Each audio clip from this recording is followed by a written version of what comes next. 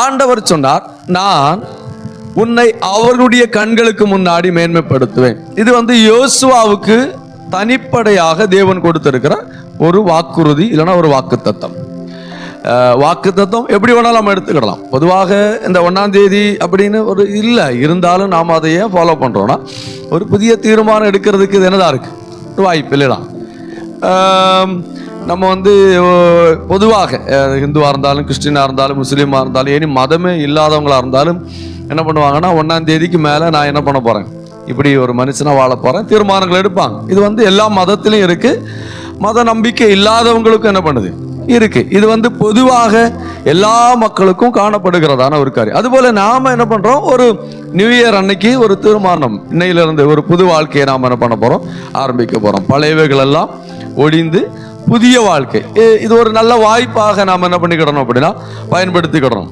அந்த வசனங்கள் எல்லாமே எல்லா நாளும் உங்களுக்கு வாக்குத்தத்தமாக பிரதிபலிக்கும். அப்படின்னா எல்லா நாளும் வேத வசனங்கள், அதில் எழுதப்பட்டிருக்கிற வார்த்தைகள் நமக்கு வாக்குத்தத்தமாக என்ன பண்ணிக்கிட்டு இருக்கும் அப்படின்னா பிரதிபலிச்சுக்கிட்டே இருக்கும். ஹல்லேலூயா. இப்போ இந்த 3ஆம் அதிகாரத்துல ஆண்டவர் எதை வைத்து யோசுவாவுக்கு இதை சொல்றாரு அப்படின்னா, மோசையோடு நான் இருந்தேன், அப்ப என்ன பண்ணினேன், மோசையோடு கூட இருந்தது போல இப்ப நான் உன் கூட இருந்து என்ன பண்ண போறேன், செய்ய போறேன். இதை ஜனங்கள் பார்க்க போறாங்க. அப்போது ஜனங்கள் உன்னை அங்கீகரிப்பார்கள். இப்போ மோசையை ஜனங்கள் அங்கீகரிக்க காரணம் என்ன, பைபிள் படிச்சு பார்த்தா தெரியும். மோசை சொல்றாரு, ஆண்டவரே நான் போகல, நான் திக்குவாயேன், நான் சொன்னா கேட்க மாட்டாங்க. அப்ப ஆண்டவர் சொன்னாரு, அந்த 2 அடையாளம், கையை உள்ள போடு அப்படின்னாரு, அப்புறம் எடு அப்படின்னாரு, அப்புறம் அந்த கோலை கீழே போடு, அப்புறம் எடு அப்படின்னாரு. இல்லடா, அந்த அடையாளத்தை காண்பித்து ஒரு அற்புதத்தின் மூலமாக ஆண்டவர் மோசை அனுப்புகிறார். அப்போ அந்த ஸ்டார்டிங் ஸ்டேஜில் அங்க போய் எல்லார்ட்டையும் சொன்ன போது அவர்கள் நம்பல. அப்போது அவர் என்ன பண்ணினார், அந்த அற்புதத்தை அவங்களுக்கு முன்னாடி செஞ்சு காமித்தார். இதை பார்த்தவர்கள் மோசை என்ன பண்ணினாங்க, அங்கீகரித்தார்கள். அங்கீகரித்து மோசையுடைய வாக்குக்கு கீழ்ப்படிந்தார்கள் அப்படிங்கிறத பார்க்க முடியும். அதற்கு பின்னாடி ஏறக்குறைய 10 வாதைகள் மோசை மூலமாக ஆண்டவர் என்ன பண்ணினார், அங்கே எகிப்து தேசத்தில் அனுப்பினார். அதுக்கு பின்னாடி செங்கடலை பிளந்தார், வருத வழியில மன்னாவை கொடுத்தார், தண்ணீரை மதுரமாய் மாற்றினார், தண்ணி இல்லாத இடத்துல தண்ணி கொடுத்தார்.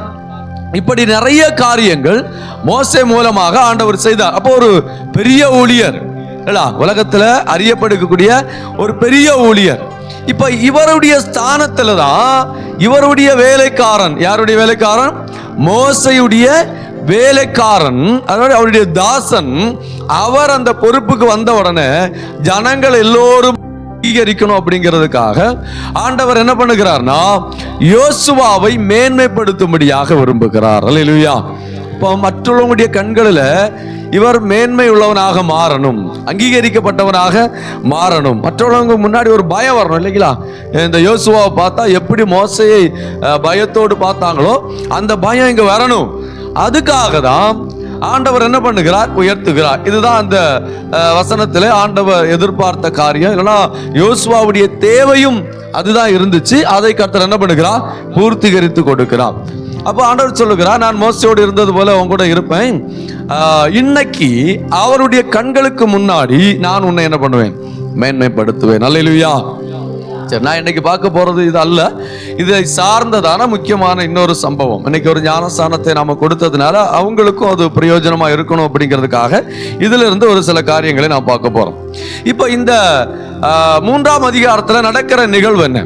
3ஆம் அதிகாரத்துல அவர்கள் யோர்தானை கடக்கிறார்கள். யோர்தானை கடக்கிறார்கள். இது முக்கியமான ஒரு பகுதி. இந்த இடத்துல இருந்துதான் புதிய ஒரு ஆரம்பம். அதாவது இஸ்ரவேல் ஜனங்கள் எகிப்திலிருந்து வந்த பிற்பாடு, மோசே மரித்த பிற்பாடு ஒரு புதிய ஆரம்பம்.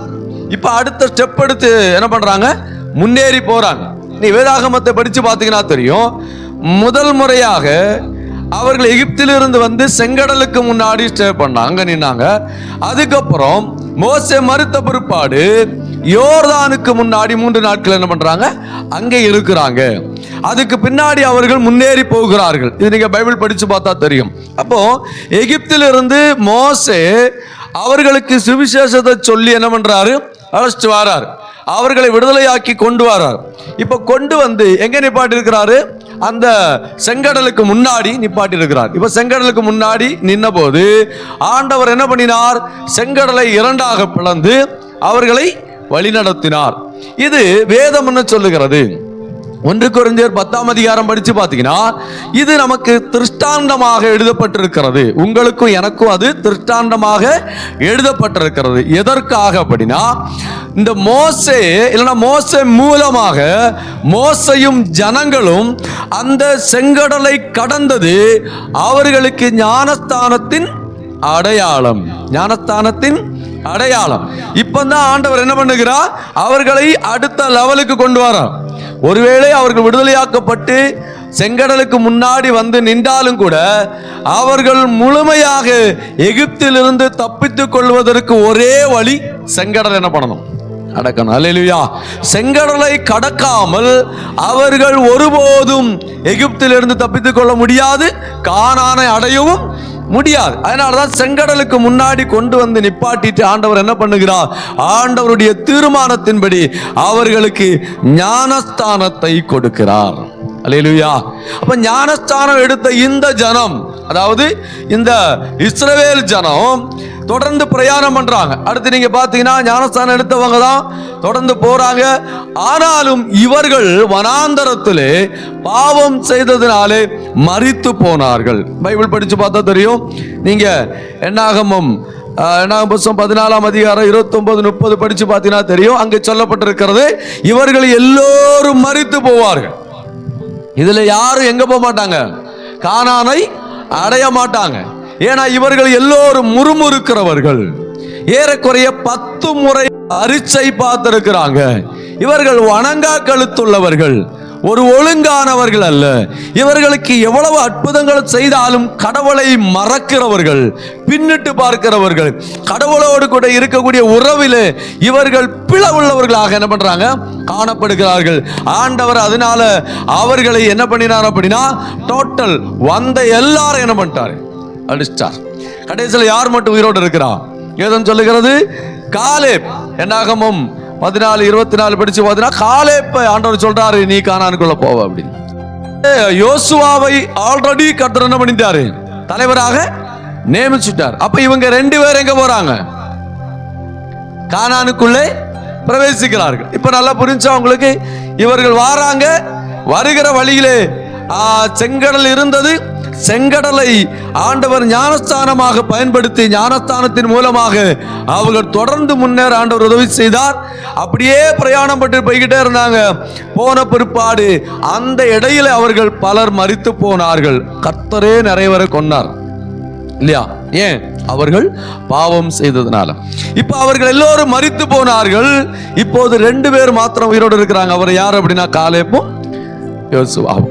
இப்ப இந்த 2 பேர் உள்ள போறாங்க. 2 பேர் உள்ள போகும்போது இப்போ இங்க இருக்கிறது யார் அப்படின்னு கேட்டீங்கன்னா, அதாவது யோசுவாவோடு கூட இருக்கிறது யார் அப்படின்னு கேட்டீங்கன்னா, மிச்சம் போறது யார் அப்படின்னு கேட்டீங்கன்னா, என்னாகமம் புத்தகம் 14ஆம் அதிகாரம் 29, 30 மறுபடியும் வாசிங்க. என்னாகமம் 14, 29, 30. இல்லை. அல்லேலூயா. பிரவேசிப்பது இல்லை. ஆண்டவர் சொல்லிட்டார், டோட்டலா நீங்க போக மாட்டீங்கன்றார். அப்போ அந்த ஜனங்கள் எவ்வளவுக்குள்ளாக கடவுளை வேதனைப்படுத்தியிருப்பாங்க, கோபப்படுத்தியிருப்பாங்க. அதாவது ஆண்டவர் சொல்றது யார் தெரியுமா? செங்கடலை கடந்து வந்தவர்கள், ஞானஸ்தானம் எடுத்தவர்கள். இப்ப நீங்க ஞானஸ்தானம் எடுத்துட்டீங்க. இப்ப ஹரினும் அவங்களுக்கு என்ன ஆரம்பிக்கிறது? பிரச்சனை ஆரம்பிக்கிறது. இனி நீங்க பல வழிகளில் முன்னேறி போக வேண்டியதா இருக்கிறது. செங்கடலை கடந்த உடனே உங்களுக்கு தண்ணி பிரச்சனை வரும், தண்ணி கசப்பாக மாறும், அடுத்து ஜாதிகள் எதிராக எழும்புவாங்க, ஆகார பிரச்சனைகள் வரும், பலவிதமான போராட்டங்கள் வரும் இல்லையா? இதையெல்லாம் மேற்கொண்டு வனாந்தரத்திலே என்ன பண்ணணும்? கடவுளை விசுவாசித்து முன்னேறணும். இல்லையா? ஞானஸ்தானம் எடுத்தவங்களுக்கு அடுத்து வைக்கப்பட்டிருக்கிறது என்னது? வனாந்தரம். இல்லையா? வனாந்தர பயணம். இயேசு கிறிஸ்து ஏறக்குறைய 40 நாட்கள் என்ன பண்ணினார்? வனாந்தர பயணம் செய்தார். செய்தாரா செய்யலையா? செஞ்சார். எப்போ? ஞானஸ்தானம் எடுத்த உடனே வேதம் சொல்லுகிறது, லூக்கா 4ஆம் அதிகாரம், பிசாசானவன் அவரை சோதிக்கும்படி என்ன பண்ணினான்? 40 நாட்கள் வந்து நின்றான். ஆண்டவர் 40 நாள் இரவும் பகலும் உபவாசத்தோடு கூட வனாந்தர பிரயாணத்தில் இருந்தார். அல்லேலூயா. அந்த லூக்கா புத்தகம் படிச்சு பார்த்தீங்கன்னா தெரியும், பிசாசை ஆண்டவர் ஜெயித்ததுனால பிசாசு அவரை விட்டு என்ன பண்ணினான்? ஓடி போனான்.